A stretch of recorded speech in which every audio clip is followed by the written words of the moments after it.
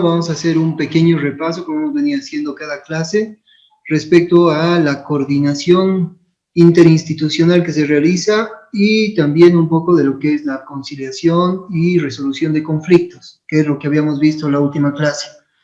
Asimismo, les reitero que en caso de que tengan alguna consulta, bueno, me la hagan saber, simplemente abren su micrófono y, bueno, preguntan, ¿no? Con el objeto de que no les quede ninguna duda.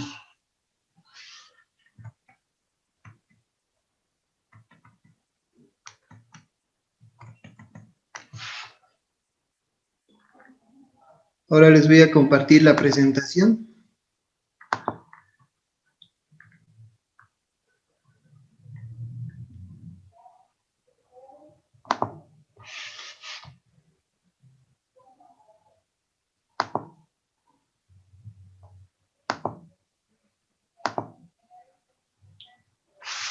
Ya.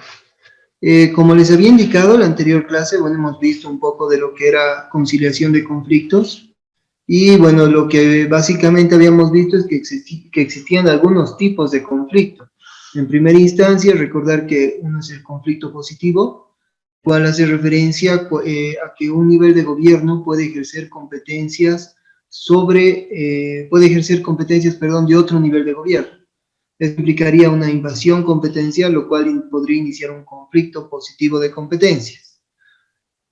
Lo referente al conflicto negativo de competencia viene a ser lo inversa al conflicto positivo, es decir, que en el caso de conflicto negativo quiere decir que una entidad territorial autónoma no estaría ejerciendo las competencias que le han sido asignadas, y eso estaría generando algún tipo de malestar, o podría generar algo de insatisfacción a la misma sociedad, por lo que sí es posible que se inicie también un conflicto negativo por la ausencia del ejercicio de competencias, ¿no? Luego tenemos, como igual les había indicado, el conflicto en transferencia o delegación. Como veíamos anteriormente, tenemos mecanismos de movilidad competencial, que son la transferencia y delegación. En el caso de la transferencia es un mecanismo definitivo donde se otorga o se habilita a otro nivel de gobierno la posibilidad de que puede ejercer una competencia que no se le ha asignado. Entonces, en caso de que igualmente en la delegación sin embargo tiene un efecto, tiene una cualidad que puede ser revocada en cualquier momento, pero igual tiene la misma lógica, ¿no? De que se asigna, se habilita otro nivel, ¿no? Que puede ejercer una competencia que no se le ha asignado. Entonces, en caso de que exista algún tipo de conflicto en el desarrollo de esa competencia que ha sido transferida o delegada, también se podría iniciar un conflicto de competencias como tal. Por otro lado, tenemos también el conflicto de aplicación o interpretación del régimen económico financiero. Esto, como les decía, viene a ser muy común respecto a, por ejemplo, los requisitos para la aprobación de tributos, es decir, en la misma ley 154, que lo vamos a ver hoy, establece cuáles son los requisitos para la creación de un tributo, de un impuesto como tal. Y la ley marco de autonomías nos establece cuáles son los requisitos para la creación de un tributo. Entonces, si no se incumpliera o no están de acuerdo los gobiernos autónomos, podrían generar un conflicto o iniciar un conflicto ante esta aplicación o interpretación inadecuada de este régimen económico financiero que vamos a ver en este momento.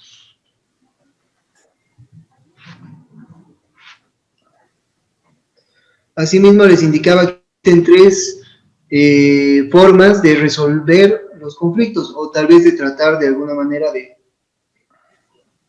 de solucionarlos o mediarlos. La primera viene a ser una negociación entre partes, ¿no? Donde las partes se ponen de acuerdo y concilian para poder llegar a resolver este conflicto, sin necesidad de que algún tercero se involucre, ya sea a través de un involucramiento amistoso o como un árbitro, ¿no? Que determine quién es el responsable. En el caso de la conciliación entre partes, viene a ser eso, una negociación para que estas partes puedan ponerse de acuerdo. Luego tenemos una conciliación ante el Servicio Estatal de Autonomías. Esto ya viene a ser una lógica distinta, ¿no? Ya en la primera son las partes que se sientan, solo dos partes, ¿no? La parte, el gobierno A y el gobierno B, que se van a sentar a tratar de resolver el conflicto. En el caso del conflicto, cuando se va a realizar en instancia ante el Servicio Estatal de Autonomías, en este caso lo que se hace es pedir la ayuda de esta institución pública, del Servicio Estatal de Autonomías, para que pueda ayudar a resolver estos conflictos. ¿Cómo va a ayudar? A través de la experiencia que tenga o a través del desarrollo técnico que haya realizado sobre ciertos aspectos específicos vinculados a la implementación de la autonomía y al desarrollo de las competencias que han sido asignadas a los distintos niveles de gobierno. Entonces, al hablar de conciliación ante el Servicio Estatal de Autonomías, esta instancia se constituye en un amigable componedor, es decir, se constituye en un mediador, se podría decir, que se va a encargar de dar sus aspectos técnicos y tratar de generar un espacio amigable para que las partes se sienten y con ayuda del Servicio Estatal de Autonomía traten de conciliar. Sin embargo, el Servicio Estatal de Autonomías puede determinar a través de informes su criterio técnico respecto a quién sería la instancia competente para desarrollar la actividad. Este informe que emite el Servicio Estatal de Autonomías no es vinculante, es decir, no es de cumplimiento obligatorio. Y es por eso que esta instancia es voluntaria también, ¿no? Es decir, si las partes quieren de alguna manera tratar de resolver o creen que necesitan el apoyo de una instancia adicional, una instancia técnica, podrían acudir a ella. Y por último tenemos el Tribunal Constitucional Plurinacional, que se encargaría de resolver este conflicto, pero a diferencia del anterior, del Servicio Estatal de Autonomías, la decisión que tome el Tribunal Constitucional es vinculante, que se va a tener que cumplir de manera obligatoria. Si bien veíamos anteriormente que el Servicio Estatal de Autonomías emite un informe, este informe son recomendaciones como tal, pero la resolución que emite el Tribunal Constitucional Plurinacional es una resolución vinculante para las partes, es decir, que tienen que ir de manera obligatoria con lo que determine el Tribunal Constitucional. También habíamos visto en la anterior clase algunos mecanismos de coordinación, entre los cuales tenemos 5, ¿no?, que son los principales. En primera instancia, les decía, se tiene al Consejo Nacional de Autonomías, que se constituye en, podríamos decir, tal vez el máximo ente de coordinación que se ha establecido en la Ley Marco de Autonomías. Lo que determina este consejo es en sí cómo se va a mejorar la implementación de la autonomía en nuestro país y cómo de alguna manera tratar de coordinar entre los distintos niveles de gobierno, es decir, el nivel central del Estado, las gobernaciones, los municipios, y que ellos se pongan de acuerdo para proyectos específicos, pueden ser macros, o hasta generar modificaciones normativas, es decir, coordinar las modificaciones normativas necesarias que faciliten en sí la implementación de la autonomía en nuestro país. Eso viene a ser el Consejo Nacional de Autonomías. Como les decía también, este consejo está conformado por representantes del nivel central del Estado, del municipio, del departamento, del gobierno autónomo regional del Gran Chaco y de las autonomías indígena originario campesinas. Luego, otro mecanismo de coordinación viene a ser el Servicio Estatal de Autonomías, que es una institución pública dependiente del Ministerio de la Presidencia. Sin embargo, esta institución pública lo que busca es apoyar tanto en el desarrollo de la autonomía de los distintos niveles de gobierno, como también en la implementación y el ejercicio de sus competencias. Entonces, lo que va a hacer este Servicio Estatal de Autonomías también es brindar ese apoyo, ¿no? Un apoyo técnico para que se pueda posibilitar la implementación de sus competencias y de su autonomía como tal.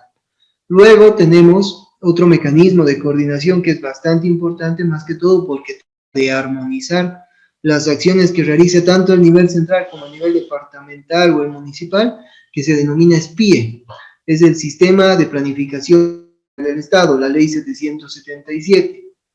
Esta Ley 777 tiene una lógica más vertical. Si bien les decía de alguna manera que existe jerarquía sobre los distintos niveles de gobierno, hablando de esta planificación, sí existe una sujeción o una armonización, le podríamos llamar, respecto al el plan general de desarrollo o el plan a largo plazo que determine el nivel central del Estado, con los planes de mediano plazo y los planes de corto plazo determinados por las gobernaciones y los municipios. Entonces, esta planificación implica eso, armonizar las acciones que vaya a desarrollar el nivel central del Estado, el nivel departamental, el nivel municipal, el nivel regional y el nivel indígena, originario, campesino. Luego también tenemos al Consejo de Coordinación Sectorial. A diferencia de lo que habíamos visto anteriormente en el Consejo Nacional de Autonomías, el Consejo de Coordinación Sectorial va a estar a la cabeza del Ministerio Cabeza de Sector. Es decir, si hablamos de un Consejo de Coordinación Sectorial en materia de electricidad o de energía, pues será el Ministerio de Hidrocarburos y Energía, o si hablamos de alguna manera de un Consejo de Coordinación en materia de salud, pues va a ser el Ministerio de Salud encargado de realizar la coordinación. Y también va a ser este Ministerio de Salud, siguiendo el ejemplo, el encargado de determinar quiénes van a ser los integrantes de este Consejo de Coordinación. Digamos, podrían ser los gobiernos municipales, a cargo de quién, de los gobiernos departamentales, entre otros, ¿no? Y también podría determinarse si va a haber algunos otros participantes, como la organización civil, ¿no? Es decir, grupos específicos que se encarguen también de brindar una ayuda sin fines de lucro a la salud en el país, también podrían formar parte, pero esto dependerá de lo que determine el Ministerio de Cabeza del Sector al momento de crear el Consejo de Coordinación Sectorial. Y por último, como les había indicado, también es muy relevante, y esto es muy importante que lo recuerden, que son los acuerdos y convenios intergubernativos. Estos acuerdos y convenios se constituyen en verdaderos contratos o documentos que establecen obligaciones recíprocas entre las partes. Es decir, determinan obligaciones que ambas partes deben cumplir al momento de ejecutar el objeto del acuerdo o del convenio, es decir, las partes consensúan y se ponen de acuerdo en el marco de su voluntad de qué es lo que van a desarrollar con el objeto de cumplir sus objetivos, cumplir el objeto del convenio como tal. Este acuerdo convenio intergubernativo actualmente se lo está utilizando mucho, es decir, es uno de los instrumentos que están dando mayor están dando mayor movimiento a las autonomías como tal en nuestro país. Es decir, le están dando la posibilidad a los gobiernos autónomos de que si tuvieran recursos escasos, puedan de alguna manera juntarse 2 o más municipios para que con los recursos que sumen puedan generar proyectos. Entonces, estos acuerdos y convenios intergubernativos se constituyen en verdaderos instrumentos que van a facilitar la implementación de la autonomía y también el correcto y adecuado desarrollo de las competencias que se han asignado a los distintos niveles de gobierno.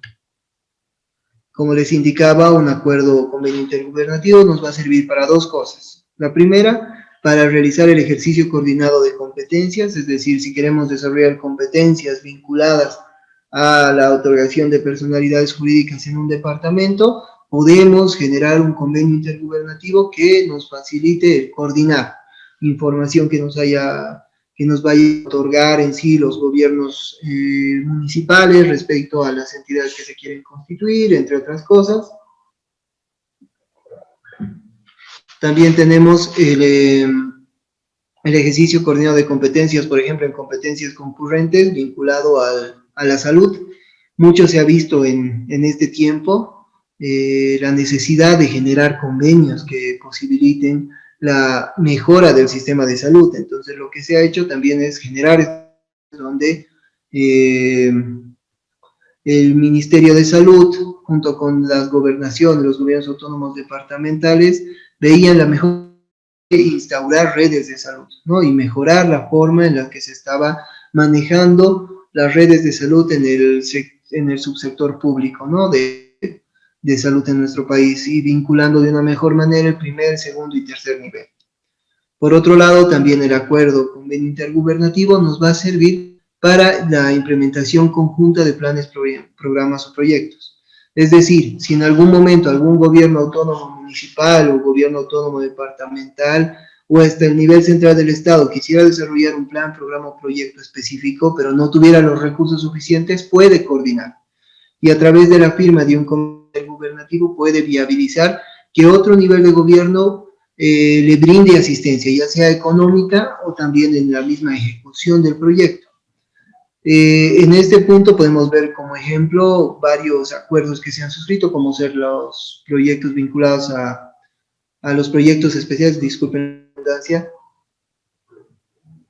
los famosos SUPRE. Estos proyectos SUPRE que son proyectos donde se coordina entre un gobierno municipal y el nivel central del Estado para la construcción de una cancha o para la construcción de una escuela pública o de un tinglado tal. Entonces lo que se hace es de que el nivel central del Estado puede presentar el proyecto, otorga la inversión, determina ciertas condiciones. El gobierno autónomo municipal lo que va a hacer es encargarse de la ejecución de este proyecto como tal. En ese caso se podría utilizar un acuerdo y convenio intergubernativo para determinar cuáles van a ser las obligaciones de cada nivel de gobierno con el objeto de implementar ese proyecto específico, es decir, el proyecto de infraestructura de una escuela, como les decía, un tinglado. Y por otro lado también podemos hablar de programas o planes específicos, es decir, a través de un convenio intergubernativo lo que vamos a poder hacer es generar la implementación de planes, ya que el plan no está vinculado únicamente a un proyecto, sino puede ser de que el plan sea el desayuno escolar, ¿no? A través de un plan para que cada gestión se implemente y se mejore el desayuno que se le da a los estudiantes, en ese caso, lo que sea un convenio intergubernativo donde se establezcan las condiciones, ¿no? De que el nivel central tal vez va a otorgar más recursos y los gobiernos municipales van a ir mejorando la dieta en el desayuno escolar de los niños. Entonces sí, existe este mecanismo y es un mecanismo muy importante para poder coordinar con los demás niveles de gobierno. Luego también, a diferencia, bueno, en este caso las competencias privativas no estaban incorporadas en la primera norma, es decir, la ley 492, que regula los acuerdos y convenios intergubernativos, no establecía la posibilidad de que se pueda suscribir estos acuerdos y convenios sobre competencias privativas. Pero ya es posterior, la ley 730 determina que sí es posible, sin embargo, establece de que estos acuerdos o convenios que se suscriban sobre competencias privativas van a estar vinculadas únicamente a la transferencia de recursos. Si bien hablábamos anteriormente de que podían haber obligaciones recíprocas para las partes, en el caso de las competencias privativas, la única obligación y responsabilidad que podría otorgárseles en competencias privativas a las entidades territoriales autónomas sería la transferencia, como les decía, de recursos como tal. Puede ser a través de mobiliario, equipos, terrenos, entre otras cosas, pero simplemente recursos, y no así con otro tipo de responsabilidad específica.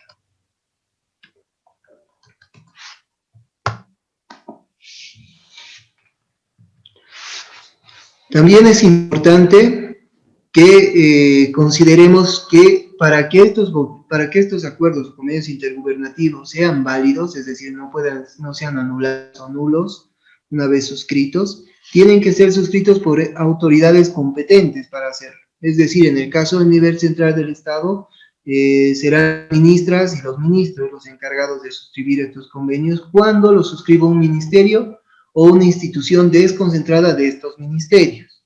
Asimismo, en el caso del órgano ejecutivo, va a ser la máxima autoridad ejecutiva en el caso de que se trate de suscribir un convenio intergubernativo, descentralizadas, autárquicas y empresas públicas. Para el caso de los gobiernos autónomos, serán las máximas autoridades las encargadas de su suscripción, es decir, en el departamento, el gobernador o la gobernadora. En los gobiernos autónomos municipales va a ser la alcaldesa o el alcalde el encargado. En la región, el ejecutivo regional, y en el gobierno autónomo indígena originario campesino vendrá a ser su máxima autoridad, generalmente la máxima autoridad ejecutiva, pero esto va a ser definido por su estatuto autonómico como tal. Habíamos hablado de que no en todos los casos se suscribe convenios intergubernativos. sino solamente en 4 casos que actualmente se encuentran regulados por la Ley 492. En primera instancia, para la ejecución de planes, programas o proyectos de manera concurrente, es decir, donde se determinan obligaciones recíprocas, para la transferencia de recursos o bienes para el ejercicio coordinado de sus competencias, es decir, de alguna manera existe una transferencia, ya sea de dinero o ya sea de algún tipo de bien. Luego, la delegación de competencias. También se suscribe convenios intergubernativos para poder delegar una competencia como tal. Se suscriben convenios para la constitución de conflictos de competencia. Se establece una quinta causal, pero esta causal solo hace referencia a que pueden existir más causales para la suscripción. Sin embargo, a la fecha solo existen estas 4. Quisiera hacer notar también de que si no se encuentra entre estas causales, el acuerdo o convenio que se suscriba por los gobiernos autónomos o las entidades territoriales autónomas y el nivel central del Estado, solo vendría a ser un convenio interinstitucional, es decir, no se enmarcaría en la Ley 492. Ahora bien, no sé si en este punto tal vez les quedó alguna duda antes de ingresar al tema que he preparado para hoy.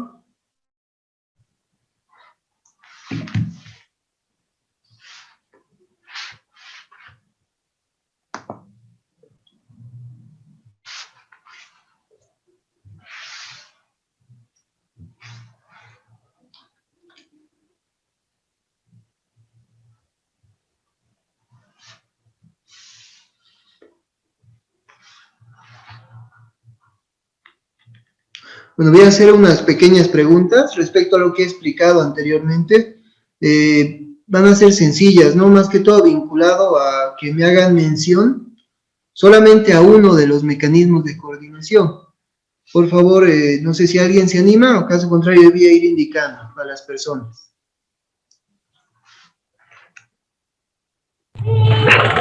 Doctor, yo tendría una consulta. Por ejemplo, dentro del municipio de La Paz, el tema del transporte está destinado al gobierno autónomo municipal. Más sin embargo, se ha creado la empresa Mi Teleférico por parte del gobierno central. ¿Este sería un acuerdo convenio intergubernativo o de qué tipo de convenio sería clasificado este? En este caso me dices para la creación de la empresa Mi Teleférico. Sí, en efecto, esa sería una competencia de del gobierno autónomo municipal, de La Paz en este caso. Más sin embargo, es el gobierno central quien se ha marcado, ¿no? Para realizar esta empresa, para realizar este emprendimiento. Ese sería un acuerdo. ¿Qué tipo de acuerdo, convenio? Ya, sí, no, lo que he entendido de tu consulta, en este caso, lo que se ha hecho para poder viabilizar el proyecto de Mi Teleférico es que se ha definido una nueva modalidad de transporte. Si bien ya la ley de transporte establece que todos los transportes que sean realizados de manera intermunicipal o dentro del municipio van a ser competencia del gobierno autónomo municipal, el transporte que se realice entre un municipio y otro, es decir, intermunicipal o interprovincial, es competencia del departamento, y así, ¿no? El caso del interdepartamental, el transporte interdepartamental viene a ser competencia del gobierno autónomo, del nivel central del Estado. Sin embargo, al momento de hablar de Mi Teleférico, se ha creado una nueva modalidad de transporte que se llama transporte por cable. Y esta modalidad de transporte la han vinculado a una competencia del nivel central del Estado. Es decir, que al ser una nueva modalidad de transporte que no se encuentra ligada específicamente a lo que establece la ley de transporte, han establecido algo así como una ausencia de norma. Y por lo tanto, de esa manera es que se ha creado Mi Teleférico y no se ha requerido de algún tipo de convenio. Sí se han suscrito convenios, pero más que todo vinculados a la construcción, cuando se han hecho las torres, por ejemplo, ¿no? Las torres para poder desplegar todo el sistema de Mi Teleférico, sí se han hecho convenios para coordinar la otorgación de terrenos, la transferencia, pero la implementación como tal y el funcionamiento solamente estaría a cargo del nivel central del Estado bajo esta lógica de una nueva modalidad de transporte, ¿no? Del transporte por cable como tal. No sé si te queda claro o tal vez quisieras complementar algo. Bueno, tenía entendido que el tema de interciudad estaba delimitado al gobierno departamental, tal como se hace en la ruta La Paz, el Alto por la autopista. Ellos, por ejemplo, ellos definen el tema del pasaje, por decir, una de las limitantes, ¿no? Que es diferente a lo de La Paz y diferente también a los municipios del Alto. Bueno, no sabía eso de que sería creada esta modalidad de transporte por cable. Tal vez debe ser esa la diferencia por lo que ha quedado ese vacío para que se pueda apropiar el gobierno de este proyecto. Bueno, me ha quedado más o menos claro, doctor, gracias. Sí, no es un tema sencillo, más que todo ha sido un tema complejo vinculado a que en su momento no, bueno, como era una inversión tan grande, lo que se quería era, bueno, que el nivel central se haga cargo por lo menos al inicio mientras duraba el contrato principal, ¿no? Y luego ya de alguna manera ver si era viable su sucesión al departamento como tal. Sí es cierto que se han emitido un par de leyes, si no me equivoco, o una ley donde se establecía el costo mínimo del pasaje, pero también pero eso lo han ido coordinando y había una disputa, es decir, se ha abierto algún tipo de conflicto, conciliación que hasta ahora no se ha resuelto, o sea, no hay una claridad respecto a la determinación de cuál es cuál es el alcance de la regulación que va a definir el gobierno autónomo departamental y cuál vendría a ser el alcance de la regulación interna que puede tener mi teleférico como empresa del nivel central del Estado. Entonces sí hay un conflicto pendiente.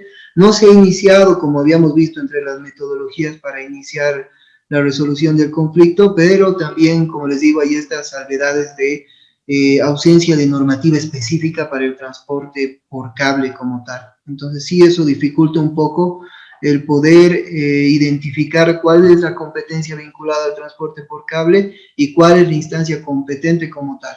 Y además de eso, definir cuáles son las tareas de cada nivel de gobierno, tanto el departamento, al ser un transporte que igual conecta dos municipios, y cuál sería el alcance de la labor del gobierno autónomo, del nivel central del Estado, ¿no? Como empresa, mi teleférico.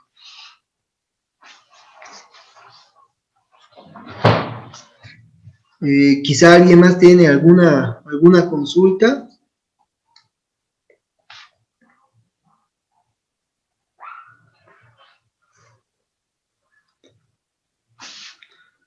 Bueno, entonces, Valeria, ¿nos podrías indicar solamente un mecanismo de coordinación de los 5 que habíamos visto? Solamente la denominación, y si te animas a dar un concepto o alguna de sus funciones.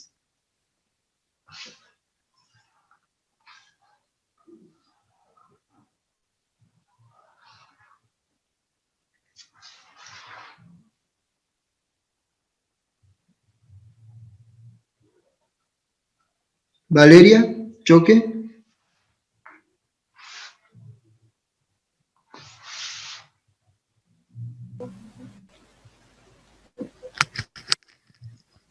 Buenas noches. Buenas noches, ¿cómo estás? ¿Cómo le va? Sí, quisiera, no sé si tienes alguna, podrías mencionar, ¿sí?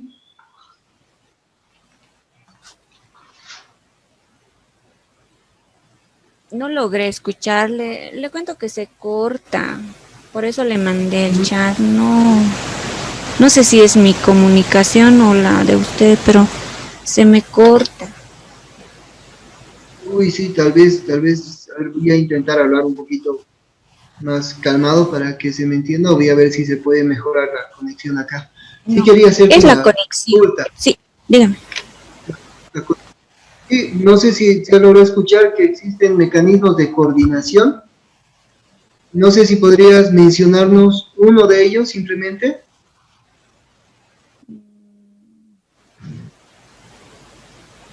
El Consejo Nacional de Autonomías.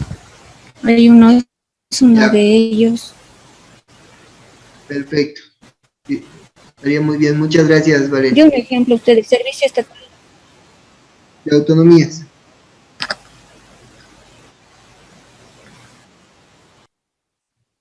Gracias.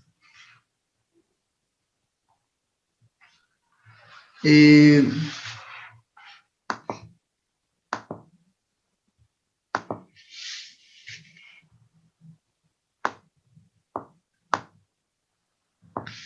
Otra, no sé si Wendy Vázquez, por favor, ¿nos podrías decir otro tipo de mecanismo de coordinación u otro mecanismo de coordinación?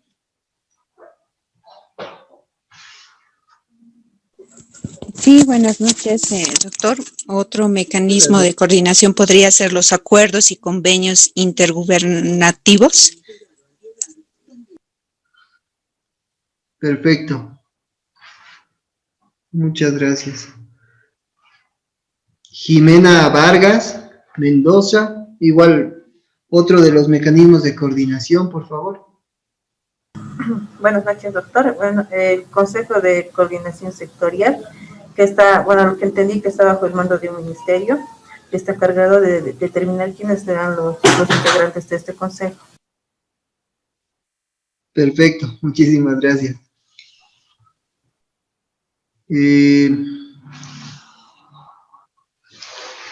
Roxana Marca. No sé Buenas si me noches, podrías dar uno más. Buenas buenas noches. noches, doctor. ¿Sería planificación, doctor? Sí. Planificación. Perfecto, muchas gracias.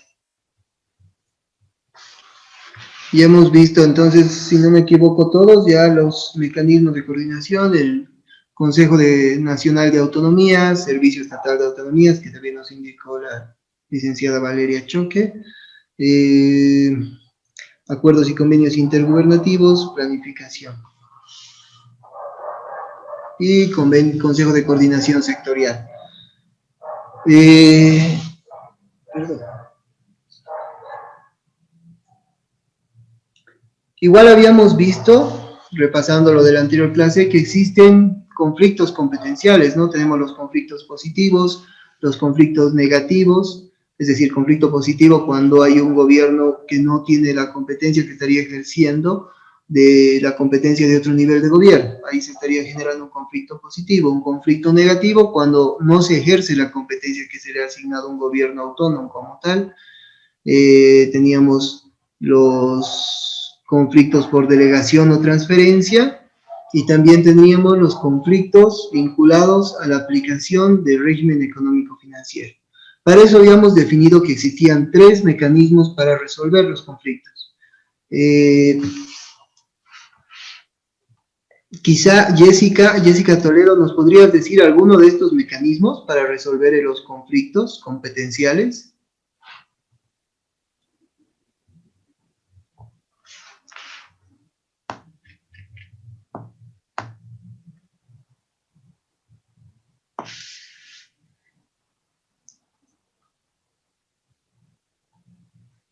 Jessica Toledo. Buenas noches, doctor. Mil disculpas, estoy en la movilidad yendo a casa. Ahorita, por favor, le ruego. No hay problema. Por favor, mil disculpas. Ya está. No hay problema, gracias.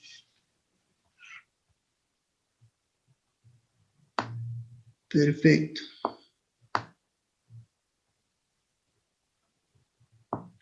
Ya. Bueno, ya hemos consultado a los presentes, si no me equivoco, tal vez Edwin Villegas. Quizás nos podrías decir algún mecanismo para la resolución de conflictos. Habíamos visto que eran 3, ¿no? Y no sé si se te ocurre alguno.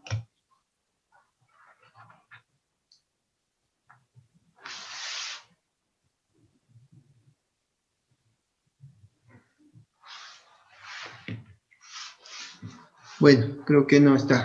Me repite, por favor, mil disculpas. No lo escuché No, bien. no hay problema. Claro que sí. Habíamos visto que existen mecanismos para la resolución o para la solución de conflictos que se pretende que se presenten en el desarrollo de las competencias. Son 3 mecanismos. No sé si me podrías decir uno de ellos. La conciliación entre partes. Perfecto. Sí, estaría bien, muchas gracias. Sí, son 3, como les había indicado, la conciliación entre partes, que es tipo negociación, la conciliación ante el Servicio Estatal de Autonomías y presentar una acción ante el Tribunal Constitucional Plurinacional. Ahora, retomando las clases, lo que vamos a ver el día de hoy ya está vinculado en sí al régimen económico financiero y a la generación de tributos, ¿no? De los mismos gobiernos autónomos como tal y del nivel central del Estado. Aquí está. Esta parte es muy relevante porque lo que vamos a tratar de ver es identificar cuáles son los recursos con los que cuentan los distintos niveles de gobierno y cómo deberían utilizarlos. Es decir, se determinan ciertos lineamientos necesarios para la utilización de los recursos y también se establecen cuáles son los recursos que se les asignan tanto al nivel central del Estado como a los distintos niveles de gobierno. En primera instancia, el régimen económico financiero que establece la Ley Marco de Autonomías y Descentralización, la Ley 031, lo define como el conjunto de principios y disposiciones legales para la administración de recursos de las entidades territoriales autónomas que posibiliten el ejercicio de su autonomía y el ejercicio de sus competencias como tal. Entonces, reiterando el concepto, viene a ser el conjunto de principios y disposiciones legales para la administración de recursos asignados a las entidades territoriales autónomas para el ejercicio de sus competencias y la implementación de la autonomía en su jurisdicción. Eso es lo que viene a ser el régimen económico financiero como tal y se encuentra determinado por la Ley Marco, la Ley 031 en su artículo 101. Asimismo, la citada Ley Marco, al momento de hablar de del régimen económico financiero, nos habla de los lineamientos que se deben considerar al momento de administrar los recursos y de generar nuevos recursos. En primera instancia tenemos, la sostenibilidad financiera.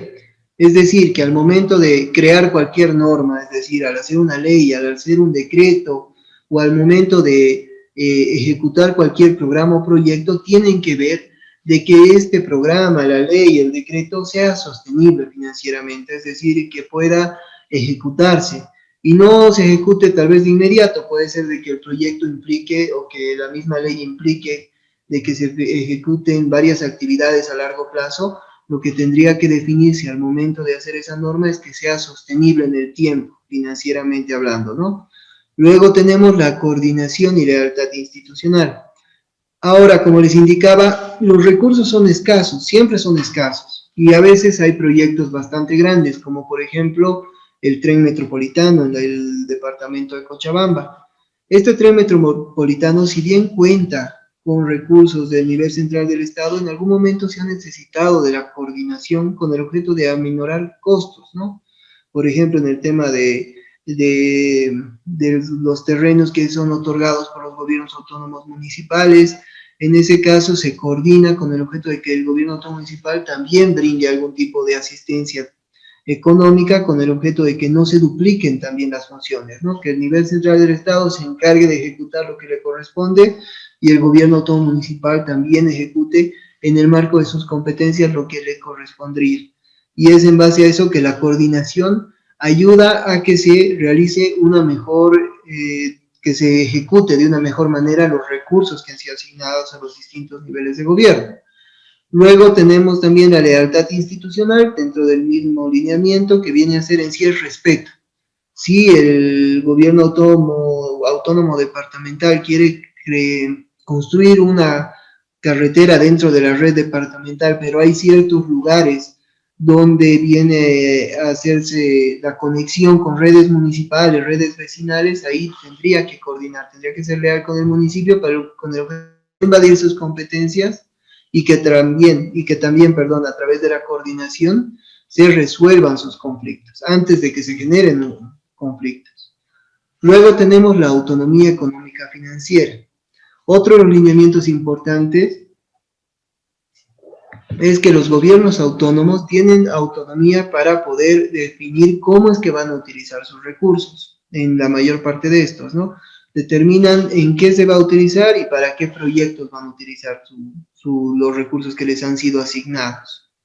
Por otro lado, tenemos asignación de recursos suficientes, que es muy similar a la sostenibilidad financiera. Sin embargo, lo que se tiene que velar es que hay muchas leyes, y eso se ve tanto en el nivel central del Estado como en los gobiernos departamentales o municipales, de que estas normas, estas leyes, estos decretos establecen responsabilidades específicas para el órgano ejecutivo. Sin embargo, estas leyes no determinan o no asignan recursos como tal, y por lo tanto esto implicaría una imposibilidad para que se pueda de alguna manera ejecutar esa ley o ejecutar el reglamento. Entonces sí se tiene que velar al momento de hacer alguna ley, algún decreto, que se cuenten con los recursos necesarios y suficientes para poder implementar. Y también tenemos que ver la equidad con solidaridad, es decir, la utilización de los recursos, la ejecución de los recursos asignados a los gobiernos autónomos tienen que ser de alguna manera repartidos de manera equitativa, es decir, de una manera proporcional que pueda beneficiar a toda la población. Y obviamente con solidaridad, considerando de que hay sectores que en muchos casos se encuentran disminuidos o necesitan más cantidad de ayuda, o necesitan de alguna manera que se brinden cierta asistencia adicional a diferencia de otros sectores. En ese caso existiría una solidaridad, ¿no? Ver de que los recursos, si bien se los reparte más, pero también buscar solidaridad con algunos sectores que tal vez no cuenten o necesiten mayor cantidad de recursos para su satisfacción de las necesidades como tal. Aquí, como ven, volvemos a repetir. Los lineamientos generales se encuentran establecidos en el artículo 102 de la Ley Marco de Autonomías y Descentralización, y son esos 5, ¿no? La sostenibilidad financiera, que viene a ser la prestación de servicios públicos garantizada por las entidades territoriales autónomas; la autonomía económica financiera, para decidir el uso de los recursos y ejercer las facultades de generar y ampliar los recursos económicos; la equidad con solidaridad, que viene a ser para la distribución más equitativa de los recursos, coordinación y lealtad institucional, y la asignación de recursos suficientes, ¿no? En base a estos 5 lineamientos se va a poder viabilizar una adecuada administración de los recursos de las entidades territoriales autónomas. Luego tenemos, y sí, esto es para resaltar, que se han realizado, o sea, como les indicaba, a partir del salto que se ha dado de un Estado simple a un Estado compuesto a partir de la nueva Constitución Política del Estado, se han hecho cambios en el régimen económico-financiero. Es decir, lo que ha cambiado a partir de la nueva Constitución, de la Ley Marco de Autonomías, y está implementar, es, por ejemplo, la inclusión de regalías departamentales desde la Constitución Política del Estado. Es decir, lo que se hace es que la misma Constitución ha determinado un 11% de regalías para los gobiernos autónomos departamentales productores en el caso de la explotación de hidrocarburos. Luego tenemos que se ha asignado, en sí, esto es muy relevante para la materia, para lo que vamos a ver en las siguientes 2 clases que nos quedan, que vienen a ser las competencias vinculadas a la creación y administración de tributos. Es decir, se hace una diferenciación y se da la posibilidad a que el nivel central del Estado, el nivel departamental y el nivel municipal puedan crear tributos como tal, es decir, puedan crear impuestos, puedan crear tasas, puedan crear patentes.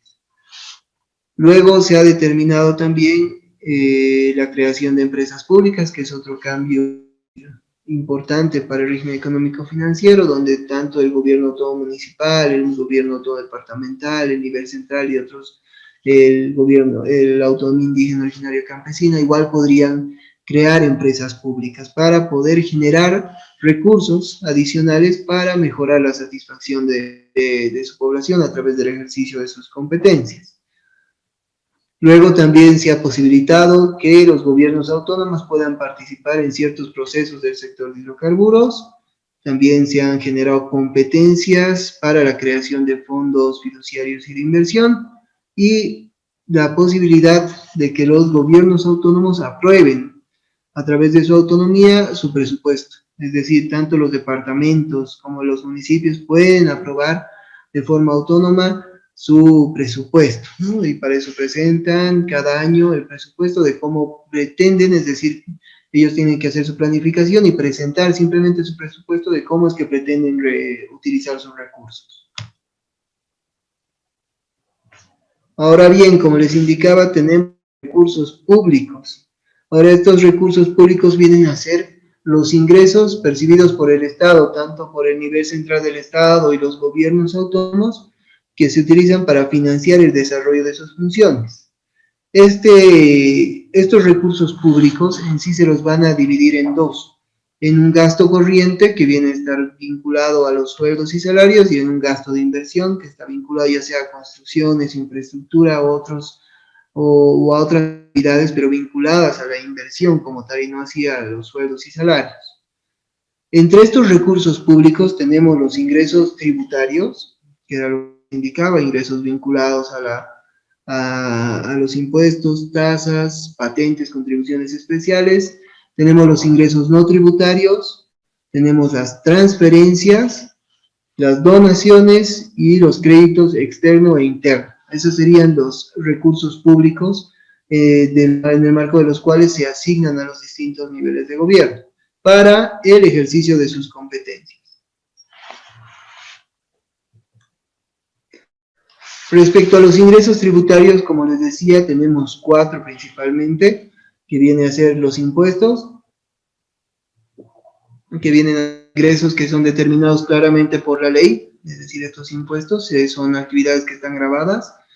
Luego tenemos las tasas que igual se constituyen en un tributo, que son ingresos que se generan por la contraprestación de servicios, es decir, ante la prestación que realiza un gobierno autónomo o el nivel central del Estado, hace el cobro para darle continuidad en ciertos servicios, no es una contraprestación de los servicios.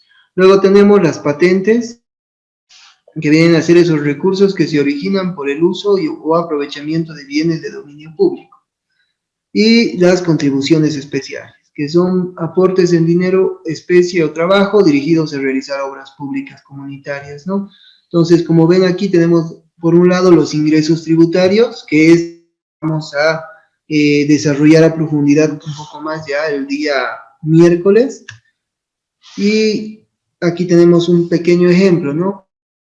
Impuestos de dominio municipal, simplemente, igual tenemos la propiedad de bienes inmuebles urbanos, también el impuesto a la propiedad de vehículos automotores terrestres, transferencia onerosa de inmuebles y vehículos automotores, el impuesto al consumo específico sobre la chicha de maíz y el impuesto a la afectación del medio ambiente por vehículos automotores.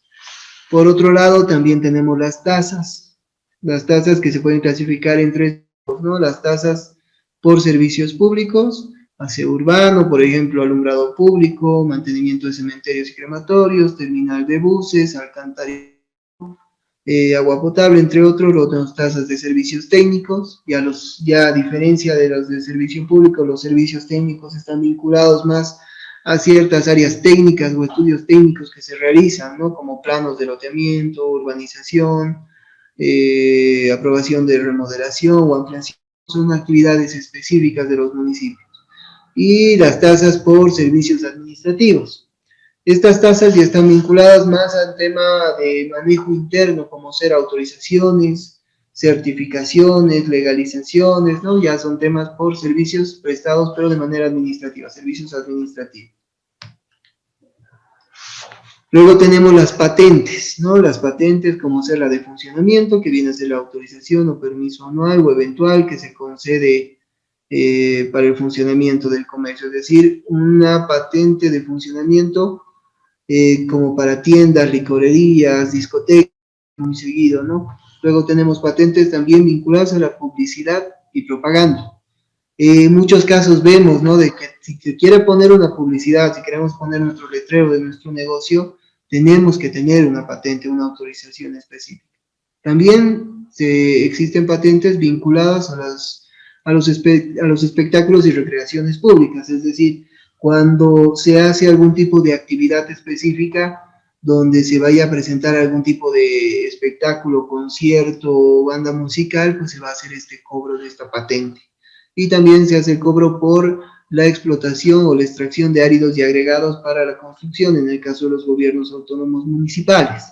En ese caso, igual se cobraría una patente anual con el objeto de que se dé una contraprestación por la explotación que se estaría realizando a estos áridos y agregados. Pasando de los ingresos tributarios a los ingresos no tributarios.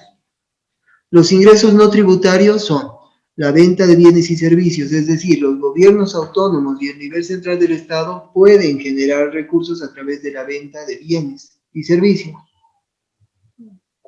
En este caso, podría ser el Pumacatari un ejemplo, donde se venden servicios como tal. El servicio de transporte no es gratuito, sin embargo, se va a realizar un pago como tal.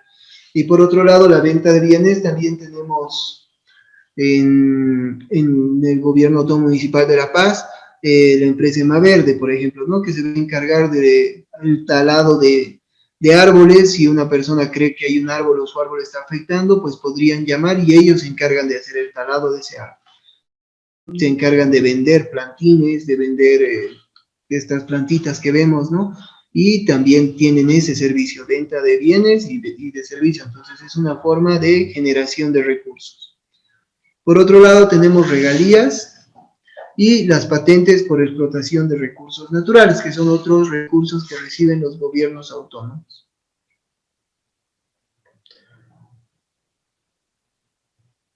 Ahora bien, también podemos ver que existen otro tipo de ingresos con los que cuentan, como ser la coparticipación tributaria, el impuesto directo a los hidrocarburos, el impuesto especial a los hidrocarburos y derivados, el fondo de compensación, referente a que los gobiernos autónomos departamentales que perciben un monto de regalía menor al promedio departamental por habitantes, y puede ser que exista algún tipo de transferencia vinculada a la delegación o transferencia de competencias, es decir, se podría otorgar recursos en el caso de delegación o transferencia de competencia. Como veíamos, existen mecanismos de movilidad competencial que son dos, ¿no?, la delegación y transferencia.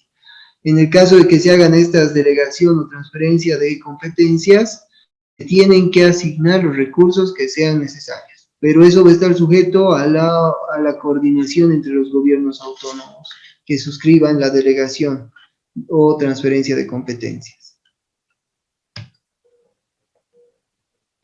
Por otro lado, también tenemos como otro recurso público y fuente de los gobiernos autónomos los créditos y donaciones. Por un lado, los créditos externos y externos, que en sí son compromisos de deuda y están sujetos en sí a la normativa del nivel central del Estado. Es decir, si los gobiernos autónomos quisieran de alguna manera generar tanto un crédito interno o externo para poder ejercer sus competencias o mejorar la satisfacción de las necesidades de su población, tienen que marcarse en la normativa del nivel central del Estado, porque esto se constituye en un compromiso de deuda como tal. Por otro lado, tenemos las donaciones, que pueden ser recursos financieros o en especie. Sin embargo, estos no se constituyen en una deuda, es decir, se los otorga y simplemente no existe una contraprestación necesaria al objeto al momento de recibir esta donación como tal.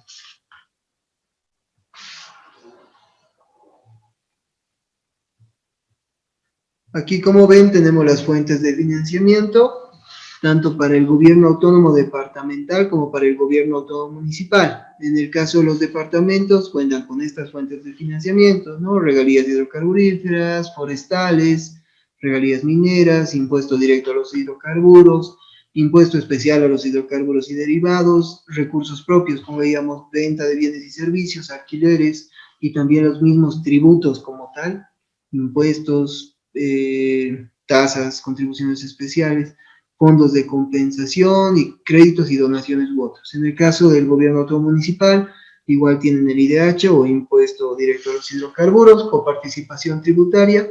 Del mismo modo, recursos propios, es decir, venta de bienes y servicios, tributos u otros, el HIPIC y los créditos, donaciones también, y otro tipo de ingresos como las transferencias, ¿no?, que veíamos. Ahora bien, en base a los recursos públicos que habíamos visto anteriormente, estos se constituyen en una bolsa donde se tiene que respetar ciertos límites para poder ejercer, es decir, cuando se vaya a gastar estos recursos públicos que hemos visto anteriormente, tenemos que considerar estos límites como tal. Estos se denominan límites de gasto. En el caso de los gobiernos autónomos, departamentales y regional, el límite de gasto para el gasto corriente es el 15%. El gasto de inversión viene a ser el 85%. Es decir, como veíamos anteriormente, si hablamos de gasto corriente, esto está vinculado a sueldos y salarios como tal del personal técnico, es decir, a contratación de personal. Y por otro lado, el gasto de inversión ya va a estar vinculado a infraestructura o al ejercicio de competencias. Y ya yendo al gobierno autónomo municipal y a los gobiernos autónomos indígena, originario, campesinos, a diferencia del departamento, es un 25% de su presupuesto que va a estar vinculado al gasto corriente. Y el resto, el 75%, va a estar vinculado necesariamente, obligatoria, al gasto de inversión. Es decir, no pueden pasarse de este 15% como tal para poder invertir en gasto corriente municipal del 25%. Hasta acá habríamos visto esta primera parte. Quizá tienen alguna consulta vinculado al régimen económico financiero antes de ver la ley 154.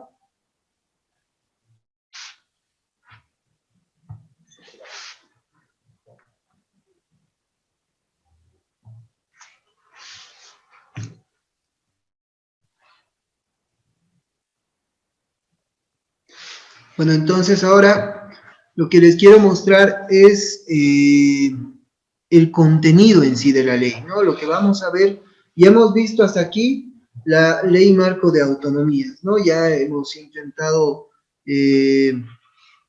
desarrollar a detalle tanto el régimen autonómico, es decir, qué vamos a entender por la autonomía, qué es autonomía como tal en el marco de la Constitución y la ley marco de autonomías, el régimen competencial, cuáles son los tipos de competencia que se han establecido por la Constitución Política del Estado y que se han desarrollado por la ley marco de autonomías y por el mismo Tribunal Constitucional. Y también hemos visto lo que es el régimen económico financiero, que les había mostrado cuáles son los recursos con los que cuentan los distintos niveles de gobierno. Todo esto es importante con el objeto de que ustedes puedan definir ya en esta parte que vamos a ver cómo es que ejercen las competencias que se han asignado los gobiernos autónomos para la creación de tributos y la administración de tributos como tal. Es decir, ahora vamos a ver y van a poder entender más fácilmente qué tipo de competencias tienen los distintos niveles de gobierno y cómo están vinculadas estas competencias a el desarrollo y a la generación de recursos a través de la creación de tributos. Entonces, lo que hace la ley 154 en sí es darnos esa distribución, esa clasificación, solamente hablando de impuestos, pero no se olviden que al hablar de tributos también estamos hablando de patentes, tasas y contribuciones especiales. Es por eso que ahora vamos a ver la ley 154, ya para poderla analizar más a detalle el día miércoles, y también ya para poder entrar a diferenciar cada uno de los tributos, ¿no? Y cuáles son los requisitos para poder crear estos tributos como tal.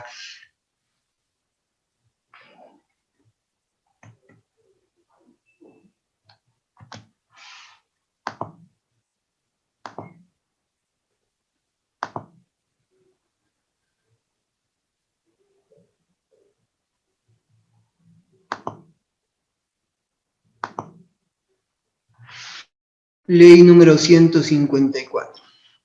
La ley número 154 es la ley de clasificación y definición de impuestos y de regulación para y o modificación de impuestos de dominio de los gobiernos autónomos. Esta ley es del 14 de julio del 2011. La citada ley, como les indicaba, va a tener por objeto principal la clasificación y la definición de los impuestos de dominio tributario, tanto nacional, departamental y municipal, en aplicación del artículo 123 de la Constitución Política del Estado, parágrafo tercero.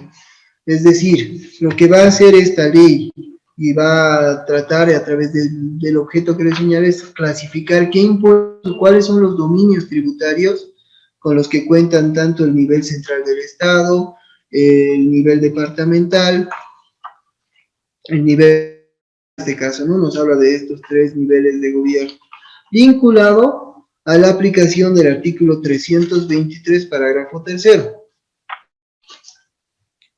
El citado artículo lo que nos hace referencia es a que la Asamblea Legislativa Plurinacional, mediante ley, clasificará y definirá impuestos que pertenecen al dominio tributario nacional, departamental y municipal.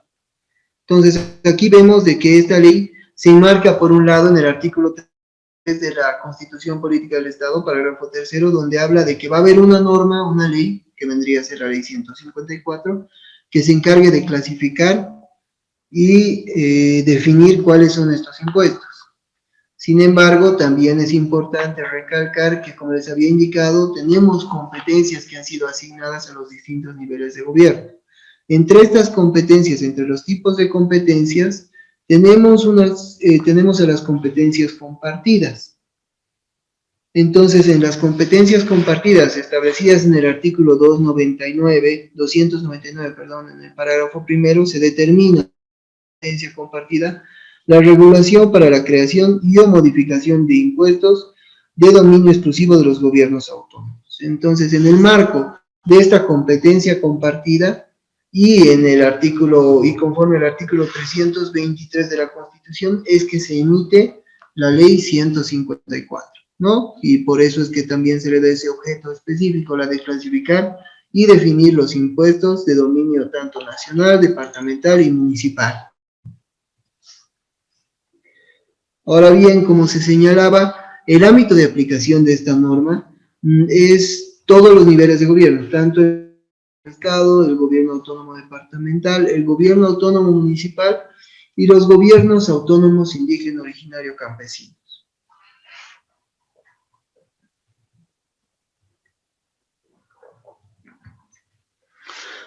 Esta ley aclara del mismo modo la potestad, es decir, al momento de determinar y de definir cuáles son los impuestos que pueden crear y administrar los gobiernos autónomos y a nivel central del Estado, establece de que estos gobiernos son los encargados de su creación y les dan esta potestad, es decir, de que únicamente ellos pueden crear estos impuestos, es decir, no podría crear el nivel central del Estado un impuesto para los municipios, sino serán los municipios los que creen el impuesto con el objeto de que éste pueda ser aplicable a en general.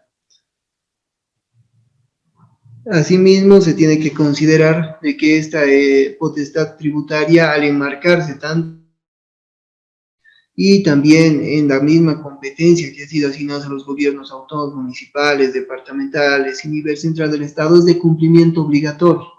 Es decir, toda la población dentro de la jurisdicción, ya sea del nivel central o del departamento de La Paz o del municipio del Alto, tienen que con los impuestos que se vayan a determinar, siempre y cuando se enmarquen en sus competencias. Ahora bien, como les indicaba, existen distintas competencias vinculadas al sector de tributos, especialmente en este caso vinculadas al sector de impuestos, ¿no? Que vendría a ser parte de los tributos.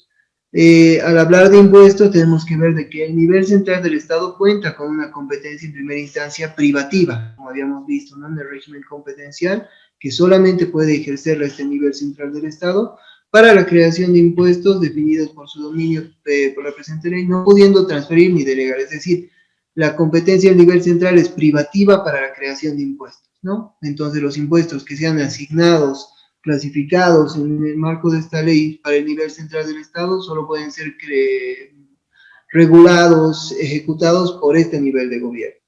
También los gobiernos autónomos departamentales y gobierno autónomo municipal tienen la competencia exclusiva para la creación de impuestos, que se les atribuye por la ley en su jurisdicción. Es decir, en el marco de esta clasificación que les vamos a mostrar que se va a mostrar más adelante, se determina qué impuestos pueden crear, pero solamente los gobiernos autónomos departamentales y municipales en el ejercicio de su competencia exclusiva pueden crearlos. Es decir, no puede crear el nivel central del Estado un impuesto para el gobierno departamental o municipal, sino estos niveles de gobierno son los encargados de crear el impuesto en el marco de la clasificación que se vaya a realizar por el nivel central del Estado. Por otro lado, las autonomías indígena, originario, campesinas van a asumir las competencias de los municipios de acuerdo a su desarrollo institucional en conformidad con el artículo 303. Es decir, al momento de hablar de asignación de competencias, si como habíamos visto, los gobiernos autónomos municipales tienen competencias exclusivas, entre otras que se les han asignado como gobiernos en sí, como gobierno municipal, del mismo modo las autonomías indígenas, originario, campesinas cuentan con competencias exclusivas. Sin embargo, esta autonomía indígena, originaria, campesina, adicionalmente a sus competencias, puede ejercer las competencias que han sido asignadas a los gobiernos autónomos municipales. Es por eso que también podrían crear y administrar impuestos que hayan sido asignados para los gobiernos autónomos municipales como tal. Ahora aquí ven un cuadrito, este cuadro está vinculado a las competencias que están vinculadas a la materia que estamos viendo, a la materia de impuestos. En este caso, como les decía, existe una competencia compartida entre el nivel central del Estado y las entidades territoriales autónomas, que es la regulación para la creación y o modificación de impuestos. En base a esta competencia y al mandato de la Constitución, se ha elaborado esta ley, la ley 154, ¿no? La ley que estamos revisando. Luego vemos competencias, como ser la competencia privativa asignada al nivel central del Estado, que le va a permitir crear impuestos, crear tasas y crear contribuciones especiales. Igual se han definido competencias exclusivas, por un lado para el gobierno autónomo departamental, que le posibilita al departamento o a la gobernación crear impuestos, tasas y contribuciones especiales. En el caso de los gobiernos autónomos municipales y los gobiernos autónomos indígenas, originarios, campesinos, del mismo modo que el nivel central y el departamento pueden crear impuestos, tasas y contribuciones especiales, pero adicionalmente se les da la posibilidad de crear patentes, ¿no? Cosa que no puede hacer ni el departamento ni el nivel central del Estado. Asimismo, en el marco de la ley 154 se realiza la clasificación como tal, pero la vamos a ver más a detalle en las siguientes diapositivas. Por un lado tenemos que esta ley en sí clasifica los tributos o los dominios tributarios en impuestos de dominio nacional, impuestos de dominio departamental e impuestos de dominio municipal. Cuando hablamos de impuestos de dominio nacional, hace referencia a que son de dominio tributario privativo del nivel central del Estado con carácter enunciativo y no limitativo, los impuestos que tengan los siguientes hechos generadores. Al hablar de carácter enunciativo y no limitativo, lo que hace esta ley es determinar algunos hechos generadores, pero no cierra la posibilidad a que sea el nivel central del Estado el que a través de una ley pueda crear otro tipo de tributos, otro tipo de impuestos. Es decir, únicamente estos incisos que estamos viendo, los únicos impuestos que puede cobrar el nivel central del Estado, sino de alguna manera, si ve por crear un nuevo impuesto, lo puede hacer. Caso que se ha dado con el impuesto a la riqueza o el impuesto a las rentas, ¿no? Que se está queriendo no está determinado dentro de la clasificación, pero tampoco está impedido de realizarlo a nivel central del Estado, porque esta misma ley establece, es decir, que la misma ley toma la previsión de que el nivel central del Estado puede crear impuestos que no estén expresamente atribuidos a los dominios tributarios, o que no se encuentren dentro de esta lista preliminar que les estoy indicando. Ahora bien, la ley 154 señala, ¿no?, dentro de estos dominios tributarios, a la venta o transmisión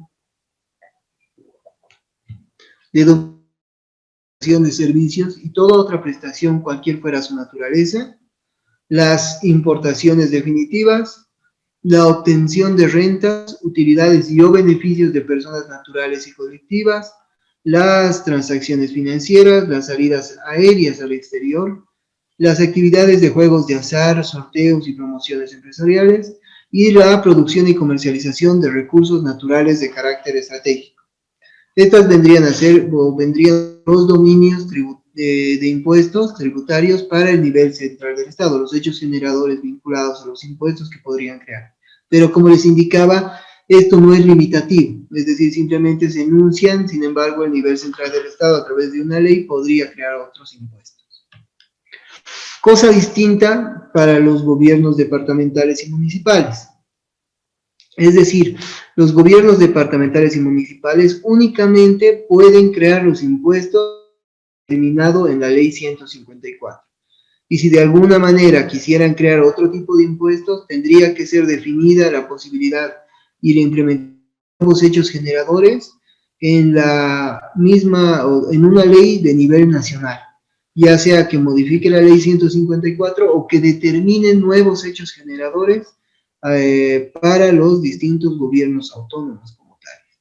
En el caso del gobierno autónomo departamental, tenemos como hechos generadores la sucesión hereditaria y donaciones de bienes inmuebles sujetos al registro público. Ese sería el primer hecho generador, ¿no?, vinculado a hereditaria y donaciones. Luego tenemos la propiedad de vehículos a motor para navegación aérea y acuática. Esto es importante. O sea, está hablando de propiedad de vehículos, pero vehículos que están vinculados a la navegación aérea y acuática, es decir, aviones y barcos. Y otro hecho generador que tiene viene a ser la afectación del medio ambiente, pero excepto las causadas por vehículos automotores y por actividades petrolíferas, mineras y electricidad, siempre y cuando no constituyen infracciones ni delitos. Es decir, el gobierno autónomo departamental puede generar un impuesto a la afectación del medio ambiente, pero que no sea generado por los vehículos automotores. Y por otras actividades hidrocarburíferas, mineras, porque estas se constituyen actividades estratégicas del país que van a ser reguladas por normativa del nivel central del Estado, ¿no?, vinculando que esta actividad de explotación de hidrocarburos, de minería o la generación de electricidad tienen otro tipo de parámetros técnicos. Estos hechos generadores de impuestos para el gobierno autónomo departamental. Entrando a los impuestos de dominio tributario municipal, tenemos 5 hechos generadores como tal. El primero vendría a ser la propiedad de bienes inmuebles urbanos y rurales en el marco de lo que establece la Constitución Política del Estado, considerando de que existen ciertas limitaciones, es decir, existe pequeña propiedad agraria o la propiedad comunitaria y colectiva que debe estar excluida de esta posibilidad del cobro de impuestos, ¿no?, por la propiedad de bienes inmuebles urbanos y rurales. Eso se debe considerar al momento de realizar la regulación de este impuesto como tal, ¿no?, ya que hay muchos municipios que tienen, que se encuentran ubicados en áreas rurales o que tienen gran parte de su población ubicada en áreas rurales, y por lo tanto se tiene que considerar de que si las tierras de estas personas se enmarcan en una pequeña propiedad o propiedad comunitaria o colectiva, pues no estarían sujetos al impuesto municipal. Luego tenemos la propiedad de vehículos automotores terrestres. Veíamos anteriormente en el departamento, se encarga de los impuestos vinculados a vehículos automotores aéreos y acuáticos. En el caso del municipio van a ser los vehículos terrestres, ¿no?, ya sean estos motocicletas, automóviles. Luego tenemos también otro hecho generador, que viene a ser la transferencia onerosa de inmuebles y vehículos automotores por personas que no tengan por giro de negocio esta actividad, ni la realizada por empresas unipersonales y sociedades con actividad comercial. Es decir, que estén vinculadas a personas particulares que vayan a la transferencia onerosa de inmuebles y como tal de vehículos automotores, ¿no? Otro de los establecido y bueno, tiene regulación también específica es el impuesto al consumo específico sobre la chicha de maíz, que aún sigue vigente. Y también tenemos el impuesto a la afectación de medio ambiente por vehículos automotores, siempre y cuando no constituyen infracciones ni delitos. Como veíamos anteriormente en el caso del departamento, el departamento puede generar impuestos sobre afectación de medio ambiente, pero que no esté vinculado con vehículos automotores, considerando de que este dominio es para el gobierno autónomo municipal. Es decir, si el gobierno autónomo municipal de alguna manera determina un impuesto, solamente podría estar vinculado esto a los vehículos automotores y no así a otro tipo de afectación al medio ambiente.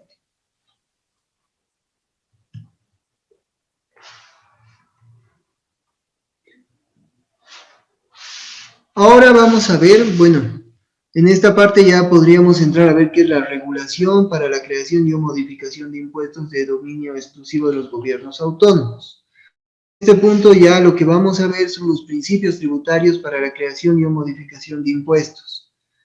Estos principios son, bueno, ya lo que vamos a ver es la parte más práctica, es decir, ya habiendo identificado cuáles son los tipos de impuestos, tanto de dominio nacional, de dominio departamental, de dominio municipal, los gobiernos autónomos como tal tienen que cumplir con ciertos requisitos para la regulación y para la creación de impuestos, y entre esos requisitos están los principios tributarios. Estos principios, con el objeto de tener más precisión, ya los vamos a ver el día miércoles, es decir, nos vamos a quedar en esta parte, que está vinculada ya a la parte práctica del curso, donde ya vamos a ver cómo se debería hacer la creación de un impuesto como tal para las tasas y las patentes. Hasta este punto habríamos concluido en sí la clase de hoy. Quizá tienen alguna consulta adicional de lo que hemos visto ahora.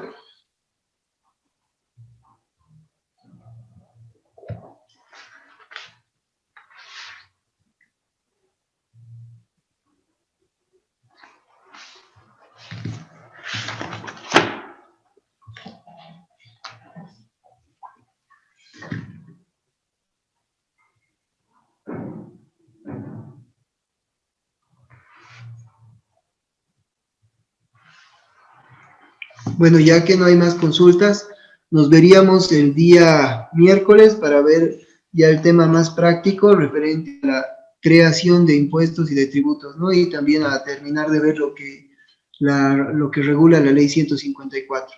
Buenas noches, hasta luego. Buenas noches, hasta luego. Buenas noches, doctor.